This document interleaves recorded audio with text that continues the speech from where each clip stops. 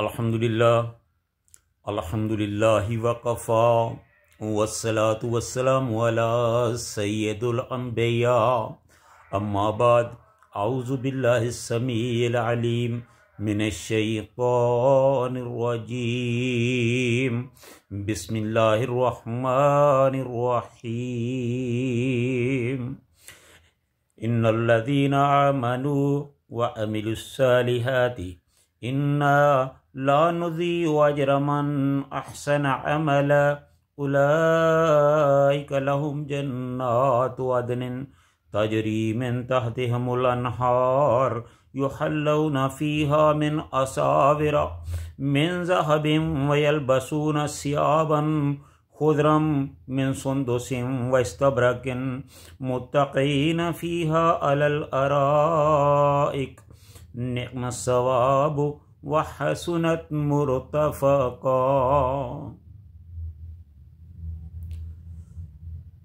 हर किस्म की हम्द व सना अल्लाह ताला की ज़ात वाला सफ़ात के लिए जो सारे जहानों का खालिक व मालिक और पैदा करने वाला है। लातदाद बेहद व हसाब दरूद व सलाम इमामुल हरमैन ख्वाजा बद्र हुनैन सैयदुस सकलैन जद्दुल हसन वल हुसैन आमिना के लाल पैगम्बरे बेमिसाल सारी कायनात के सरदार हज़रत मुहम्मद रसूलुल्लाह सल्लल्लाहु अलैहि वसल्लम की ज़ात पे आज हम सूरह कहफ की आयत नंबर 30 और 31 का तर्जमा और तफसीर आपकी खिदमत में पेश करेंगे। इससे पहले अल्लाह ताला ने जहन्नम का और जहन्नम में जाने वालों का तज़किरा किया, यानी बुरे लोगों का के अमाल और उनका अंजाम जो है वो बताया गया है। इस आयत में अल्लाह ताला ने अपने नेक ताबेदार खुश नसीब लोगों का तज़किरा किया है जो जन्नत में जाएंगे और उनको जन्नत में कौन कौन सी नेमतें जो हैं वो मिलेंगी। तो उनका अल्लाह ताला ने कुछ इस तरह ज़िक्र किया है जो नेक लोग जो कुरान की दावत पर ईमान लाए, उमरा अगनिया, चूँकि इन लोगों को उनकी गुर्बत के सबब बहुत हकीर समझते थे, यानी दुनिया में अमीर कबीर लोग जो थे, सरदार रऊसा, इन मोमन लोगों को गुर्बत की वजह से हकीर समझते थे। इस वजह से इनके सिला के बयान में इन चीज़ों को ख़ास तौर पर नुमायाँ किया गया है जो वक्त के उमरा के लिए सरमाया, फ़ख्र और गरूर का बायस थी।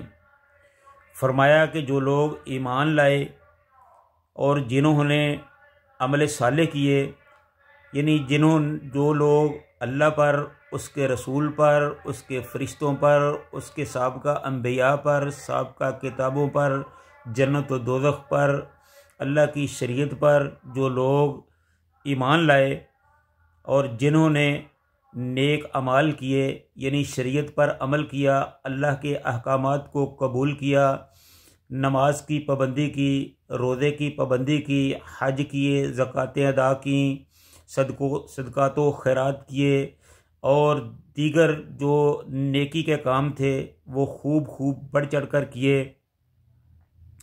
और गुनाह के कामों से बाज रहे, तो फरमाया गया कि उनके लिए हमेशगी के बाग होंगे।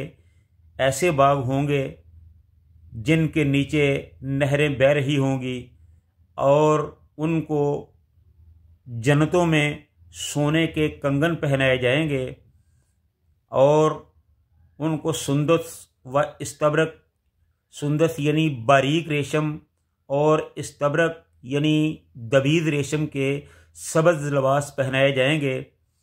और उनके लिए अल्लाह ताला ने ऊंचे ऊंचे तख्त मसाहरियों की सूरत में बनाए हुए होंगे, जो देखने को बहुत अच्छे, बहुत खूबसूरत, दीदा देब होंगे। और वो उन तख्तों के ऊपर बैठे टेक लगाए हुए दूर दूर के नज़ारे कर रहे होंगे, बादशाहों की तरह तख्तों पर बैठे होंगे और बड़ी बेपरवाही से वहाँ बैठकर दूर दूर तक जन्नतों का नज़ारा कर रहे होंगे।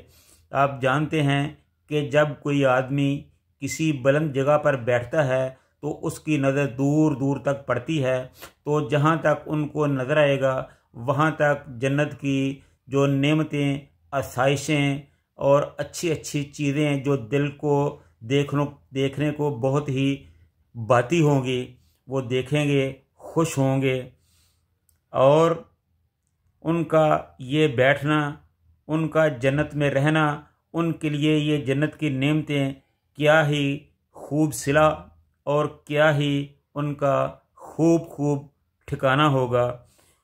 यानी जन्नत में उनको अल्लाह ताला ऐसी ऐसी नेमतें जो है वो मुहैया करेगा कि जिनका अल्फाज में बयान करना मुमकिन ही नहीं है।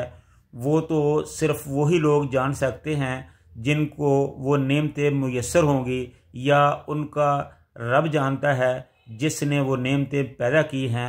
अल्लाह ताला ने इंसान के पास वो ऐसे अल्फाज ही नहीं हैं जिनमें उन नेमतों को बयान किया जा सके, उनका शुमार किया जा सके।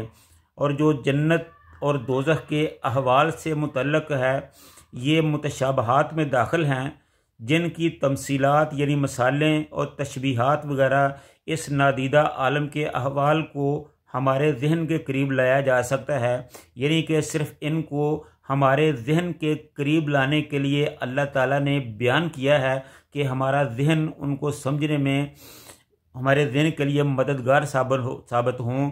अदरवाइज़ कोई ऐसे अल्फाज नहीं हैं कि जिनको अच्छे तरीके से बयान किया जा सके। वो अल्फाज से बहुत ही बुलंद हैं, बहुत ही बाला हैं। अल्लाह ताला की वो नेमतें इतनी आला और इतनी अरफा हैं, इतनी अच्छी हैं, इतनी दीदा देब और ख़ूबसूरत हैं कि उनको अल्फाज में बयान ही नहीं किया जा सकता।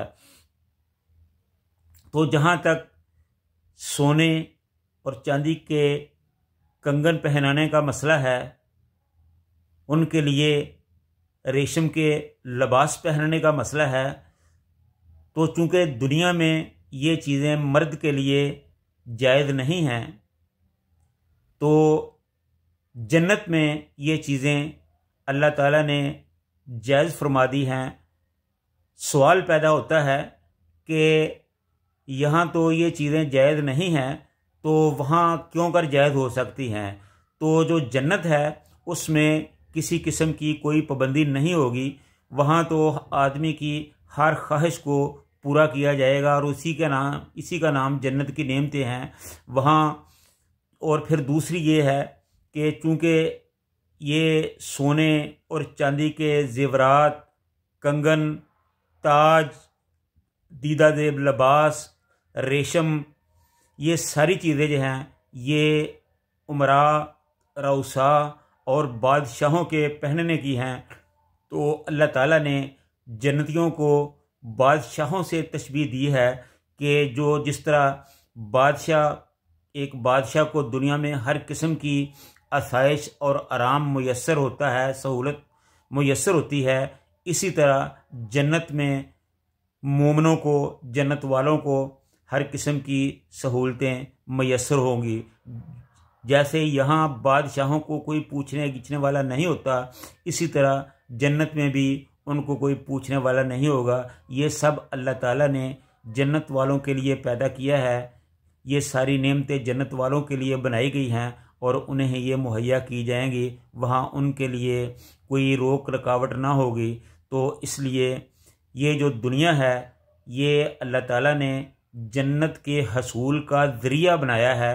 जन्नत उन्हीं को मिलेगी जो दुनिया में रहकर अल्लाह ताला के हुक्मों पर अमल करेंगे, अल्लाह की बनाई हुई शरीयत के मुताबिक चलेंगे, रसूलुल्लाह सल्लल्लाहु अलैहि वसल्लम के बताए हुए रास्ते पर चलेंगे, तो जो जन्नत है वो उन्हीं को मिलेगी। जो दुनिया में रहकर अल्लाह और रसूल के अहकामात की परवाह नहीं करेंगे, उनकी मुखालफत करेंगे, तो जन्नत उनकी किस्मत में नहीं होगी।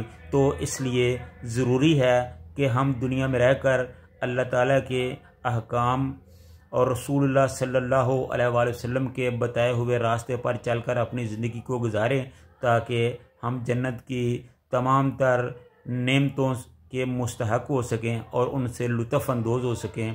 अल्लाह ताला हम सब को नेकी की ज़िंदगी गुजारने की तौफ़ीक़ अता फ़रमाए। व आखिरु दावाना अनिल हम्दुलिल्लाहि रब्बिल आलमीन।